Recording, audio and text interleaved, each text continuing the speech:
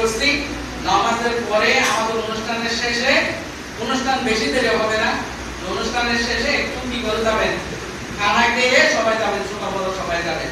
আমি সবাই অনুরোধ করবো, কেউ নামাজের পর আমরা যাবো না, ছোট বড় সবাই থাকবো।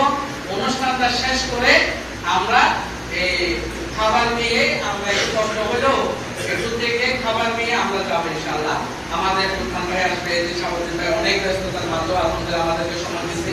অত্যন্ত আন্তরিক দোয়া করি আগামী ইনশাআল্লাহ এই আফসারের টিলা বলেন, এই যে কাপ্তা ইউনিয়নের আমাদের, আমি আশা করি আমাদেরকে নেতৃত্ব দিবেন ইনশাআল্লাহ, ভালো কাজে নেতৃত্ব দিবেন। এই মাদ্রাসা শুরু লগ্ন থেকে তাদের পরিশ্রম, ভালোবাসা, কথাবার্তা সব কিছু পাইছে আলহামদুলিল্লাহ।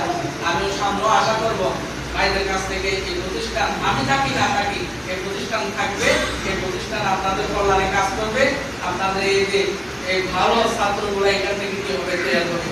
আল্লাহ তাআলা আমাদের সবাইকে কবুল করুক। আমরা সবাই আমাদের প্রস্তুতি